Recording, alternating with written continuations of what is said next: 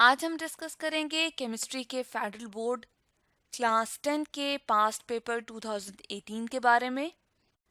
यहाँ पर हम सी सेक्शन को देखेंगे और ये 20 मार्क्स का होता है, यानी कि इसके टोटल 20 मार्क्स होते हैं और अटेम्प्ट करने होते हैं कोई से 2 सवाल।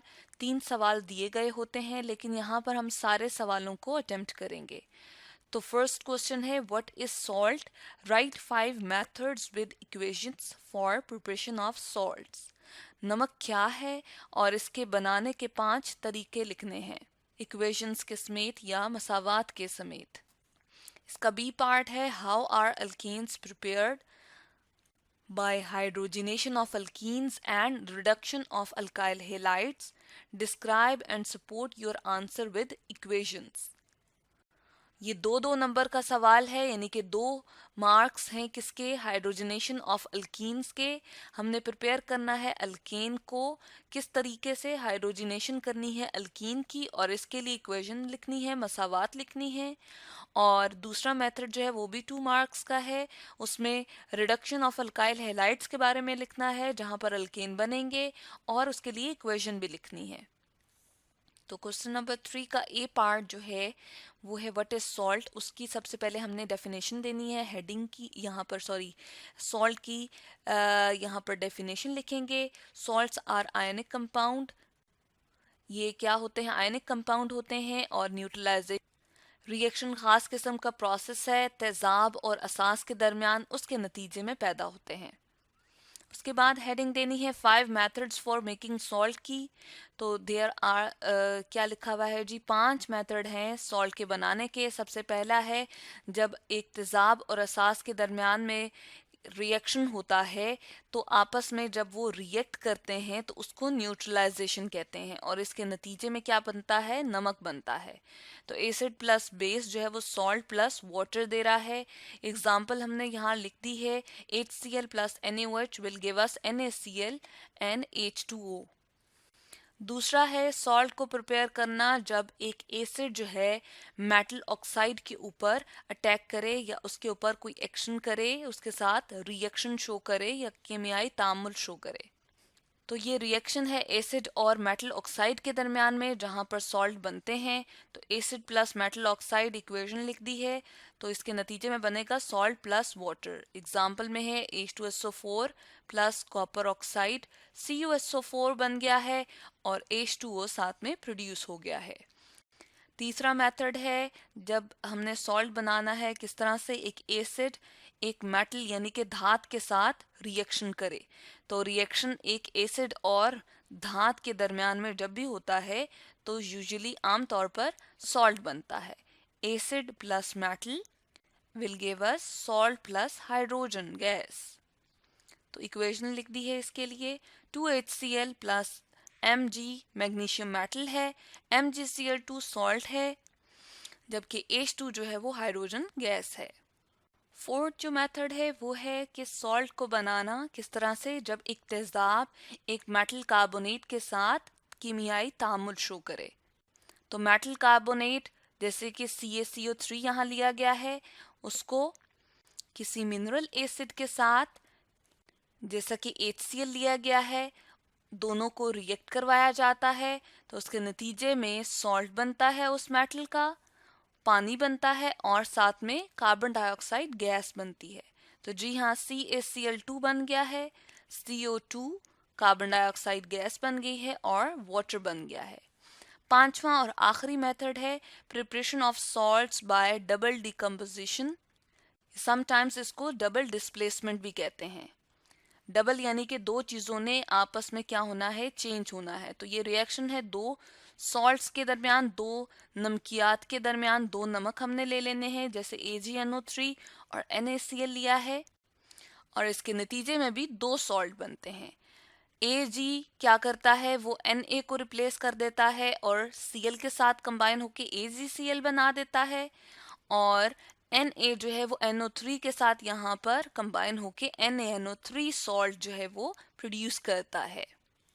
इसी क्वेश्चन का बी पार्ट था, how are alkanes prepared. Alkane को प्रिपेयर करना है हाइड्रोजिनेशन की मदद से, और किसकी हाइड्रोजनेशन करनी है? अल्कीन की। तो दो मेथड देने हैं, एक है हाइड्रोजनेशन ऑफ अल्कीन। तो अल्कीन्स की पहले हमने हाइड्रोजनेशन करनी है। हाइड्रोजनेशन का मतलब ये होता है कि मॉलिक्यूलर हाइड्रोजन को हमने ऐड करना है, शामिल करना है अल्कीन्स के अंदर। और अल्कीन्स ऐसे कंपाउंड होते हैं जिनमें डबल बॉन्ड होता है। इनके अंदर कैपेसिटी होती है कि वो हाइड्रोजन एटम को ऐड कर सकें, और ये जो केमियाई तामुल है इसको निकल मेटल की प्रेजेंस में किया जाता है, जो कि एक कैटलिस्ट है। और इसको दर्जा हरारत 250 degree centigrade to 300 degree centigrade provide किया जाता है। अगर कैटलिस्ट प्लाटिनम या प्लाडियम यूज किया जाए तो फिर रूम टेम्परेचर पे ही ये रिएक्शन जो है आराम से हो जाता है। तो इसकी सपोर्ट के लिए हमने इक्वेशन दे दी है, मसावात दो हमने यहाँ पर लिख दी है। एक इथीन प्लस H2 किया है, निकल और टेम्परेचर दे दिया है, तो अल्कीन बन गया है। उसके बाद प्रोपीन हमने H2 के साथ यहाँ पर रिएक्ट करवाया है, इसकी हाइड्रोजनेशन की है निकल और 250 टू 300 डिग्री सेंटीग्रेड की प्रेजेंस में, तो अल्केन यानी कि प्रोपेन बन गया है। अगला 2 मार्क्स का जो रिएक्शन या सॉरी पार्ट हमने यहाँ पर शो करना है वो है रिडक्शन ऑफ अल्काइल हेलाइड्स, और इसके साथ भी इक्वेशंस यानी कि मसावात शो करनी है। रिडक्शन का मतलब ये होता है कि नेसेंट हाइड्रोजन को शामिल करना। नेसेंट हाइड्रोजन, एक हाइड्रोजन एटम जब अकेला मौजूद होता है तो बहुत ज़्यादा रिएक्टिव होता है, इसको कहा जाता है नेसेंट हाइड्रोजन। और ये इतना रिएक्टिव होता है कि इस हैलोजन को इसके अंदर से रिप्लेस कर देता है, हटा देता है। और इस रिएक्शन को होने के लिए जिंक मेटल और HCl दरकार होते हैं। तो यहाँ पर मिथाइल क्लोराइड को 2 नेसेंट हाइड्रोजन के साथ रिएक्ट करवाया जिंक HCl की प्रेजेंस में, तो अल्केन बन गया है और साथ में HCl बन गया है। नेक्स्ट रिएक्शन है इथाइल क्लोराइड का 2 नेसेंट हाइड्रोजन के साथ और जिंक HCl की प्रेजेंस में हमने ये रिएक्शन करना है। अल्केन यानी कि इथेन बन गया है और साथ में HCl प्रोड्यूस हुआ है।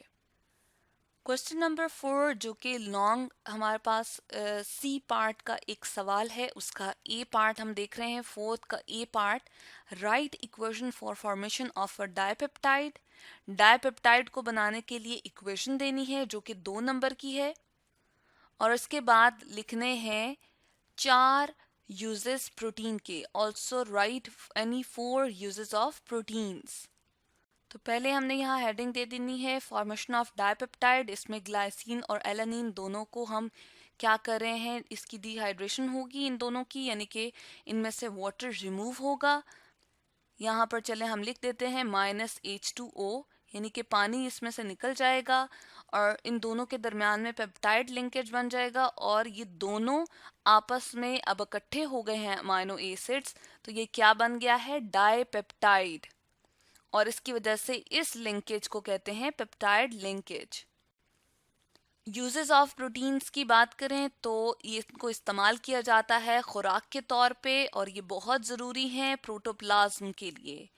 दूसरा इस्तेमाल है कि ये कैटलिस्ट के तौर पे भी इस्तेमाल होते हैं, कैटलाइज करते हैं, जल्दी या तेज कर देते हैं बहुत सारे कीमियाई तामुलात को जो कि इंसान की जिस्म के अंदर हो रहे होते हैं। बहुत ज़्यादा ये स्पेसिफिक होते हैं और बहुत अच्छे तरीके से ये काम सरअंजाम देते हैं। बहुत सारे एंजाइम जो हैं उनको अद्वियात या ड्रग्स वगैरह में भी इस्तेमाल किया जाता है, और ये क्या करते हैं, कंट्रोल करते हैं जो खून निकलता है या बॉडी पार्ट्स के मुख्तलिफ हिस्सों में से जब ब्लीडिंग हो रही होती है उसको कंट्रोल करता है। इसके अलावा ब्लड कैंसर को भी ये ठीक करने में इस्तेमाल किए जाते हैं। हाइड्स यानी कि खालें भी जो हैं वो प्रोटीन होती हैं, और चमड़ा बनाया जाता है टैनिंग के प्रोसेस से, और इनको इस्तेमाल किया जाता है जूतों में, जैकेट्स वगैरह के लिए। प्रोटीन्स हड्डियों में भी पाया जाता है और हड्डियों के अंदर से जेलेटिन को प्रोड्यूस किया जाता है। जेलेटिन को बहुत सारे बेकरी आइटम्स बनाने के लिए इस्तेमाल किया जाता है। इसी का बी पार्ट है व्हाट इज ग्लोबल वार्मिंग, ये 1 नंबर का है। तो ग्लोबल वार्मिंग की हेडिंग देनी है और इसकी डेफिनेशन लिखनी है। ग्रेटर अमाउंट होगी कार्बन डाइऑक्साइड की, फिज़ा में जितनी ज़्यादा कार्बन डाइऑक्साइड गैस होगी उतनी ही ज़्यादा वो हीट या गर्माइश को अपने अंदर समेट के रखने की ताकत रखती है या समेट लेती है। इसकी वजह से गर्मी बढ़ती चली जाती है और इस प्रोसेस को या इस फिनोमेना को ग्लोबल वार्मिंग कहा जाता है। उसके बाद 3 यहाँ पर मार्क्स हैं किसके, इसके 3 हमने असरात लिखने हैं जो ज़मीन पे होते हैं। Right it's 3 effects on earth, ज़मीन के ऊपर जो इसके 3 असरात हैं वो लिखने हैं। नंबर 1 है एक्यूमुलेशन ऑफ कार्बन डाइऑक्साइड, यानी कि इकट्ठा जो होती है कार्बन डाइऑक्साइड हवा के अंदर, तो वो क्या करती है, हमारे माहौलियाती दर्जा हरारत को 0.05 डिग्री सी तक बढ़ा रही है हर साल। अब जैसे जैसे दर्जा हरारत बढ़ता है तो बहुत सारे बर्फ़ के तोदे या ग्लेशियर्स वगैरह पिघलते हैं, सैलाब आ जाते हैं, तो ये बहुत बुरा असर है ज़मीन के ऊपर। नंबर 2 है क्या करती है, ये चेंज कर दी है वेदर के पैटर्न्स को। गर्मी और सर्दी के आने के जो ख़ास टाइम थे उसको चेंज कर रही है और बहुत ज़्यादा इंतहाई गर्मी या इंतहाई सर्दी होने जा रही है हर आने वाले साल में पिछले साल की निस्बत। थर्ड इसका जो हम इफेक्ट देख रहे हैं, ये असर देखते हैं, वो ये है कि ग्लेशियर्स या स्नो कैप्स को पिघला देता है ये टेम्परेचर का ज़्यादा होना, और इस तरह से सैलाब वगैरह जो हैं वो बहुत सारी जगहों पर आ जाते हैं। इसके अलावा बहुत शदीद तूफान भी आ जाते हैं। फिफ्थ क्वेश्चन का ए पार्ट है, write a method for removal of permanent hardness of water. मुस्तकिल सख्तपन जो पानी के अंदर मौजूद है उसको हमने ख़त्म करने का एक तरीका लिखना है। तो सबसे पहले हेडिंग देंगे रिमूवल ऑफ परमानेंट हार्डनेस। मुस्तकिल जो सख्तपन है पानी का उसको सिर्फ हम केमिकल्स के ज़रिए ही रिमूव कर सकते हैं या हटा सकते हैं, जैसे कि कैल्शियम Ca2+, मैग्नीशियम Mg2+। इनको ख़त्म किया जा सकता है इनके इनसॉल्युबल या ना हल पजीर होने वाले नमकियात बनाकर। और वो किस तरह से बनाए जाते हैं, जब वॉशिंग सोडा, सोडियम कार्बोनेट या फिर सोडियम जियोलाइट जो है वो शामिल किया जाए। चूँकि यहाँ पर हमने सिर्फ एक ही मेथड लिखना है तो हम एक ही मेथड यहाँ पर डिस्क्राइब करेंगे, बाय यूजिंग वॉशिंग सोडा।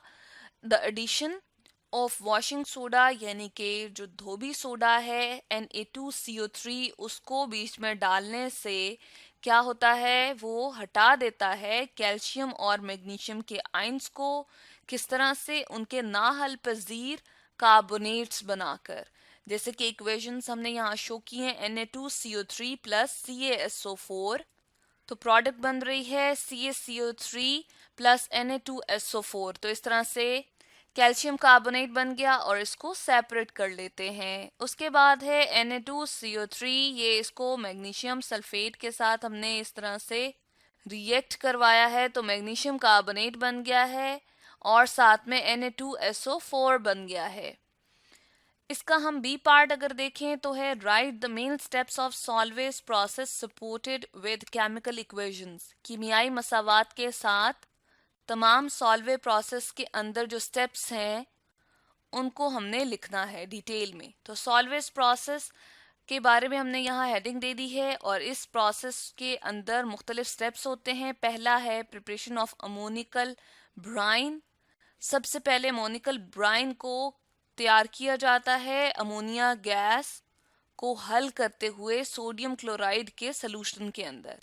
दूसरा स्टेप है कार्बोनेशन ऑफ अमोनिकल ब्राइन। दूसरे स्टेप में कार्बोनेशन करनी है अमोनिकल ब्राइन की। तो अमोनिकल ब्राइन यानी कि नमक का सलूशन जिसमें अमोनिया शामिल हुआ था, इसमें कार्बन डाइऑक्साइड भी शामिल कर देनी है।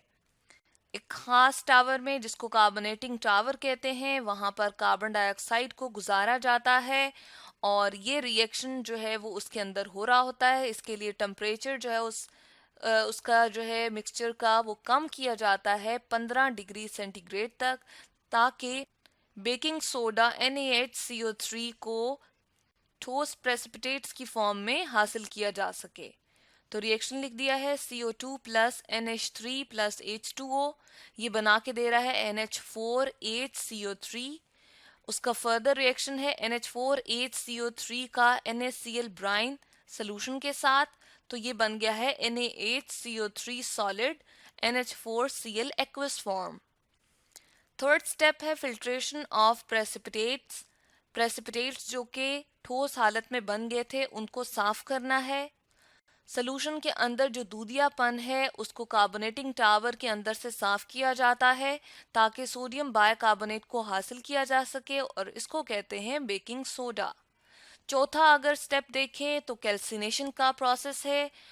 बेकिंग सोडा को हीट करना खास टेम्परेचर पे, बेकिंग पाउडर को इस तरह से या बेकिंग सोडा को इस तरह से हीट किया जाता है कि उसमें से कार्बन डाइऑक्साइड और वाटर रिमूव हो जाते हैं और Na2CO3 सॉलिड फॉर्म में बन जाता है। इसको कहते हैं कैल्सिनेशन। और ये जो कार्बन डाइऑक्साइड बन गई है इसको दोबारा से इस्तेमाल किया जाता है और ये बनने वाली कार्बन डाइऑक्साइड जो है तकरीबन आधी कार्बन डाइऑक्साइड जो कि हमें इस्तेमाल करनी थी इस प्रोसेस के लिए उसकी कमी को पूरा कर देती है। फिफ्थ स्टेप है preparation of carbon dioxide and slaked lime.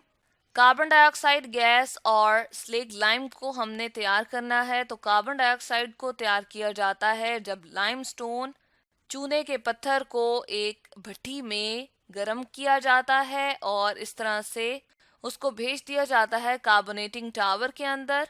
Quick lime जिसको CaO कहते हैं वो लाइम किल्न के अंदर या चूने की भट्टी के अंदर बन जाता है और इस तरह से इसको पानी के अंदर जब मिक्स किया जाता है तो स्लेट लाइम बन जाता है जिसे कैल्शियम हाइड्रोक्साइड का फॉर्मूला यहाँ हम लिख रहे हैं या देख रहे हैं। और इस तरह इसके बाद इसको पंप किया जाता है अमोनिया रिकवरी टावर की तरफ। अमोनिया रिकवरी टावर इसका लास्ट स्टेप है और इसमें क्या किया जाता है, इसमें अमोनिया को बनाया जाता है अमोनियम क्लोराइड की तरफ से और अमोनियम क्लोराइड को रिएक्ट करवाया जा रहा है स्लेग लाइम के साथ जो कि ऊपर बना था। इस तरह से अमोनिया प्रोड्यूस हो जाता है और अमोनिया को रिकवर करके टावर की तरफ भेज दिया जाता है और दोबारा से इस्तेमाल किया जाता है और इस तरह से अमोनिया की कमी को पूरा कर लिया जाता है फ्रेश अमोनिया यहाँ पर बनाकर।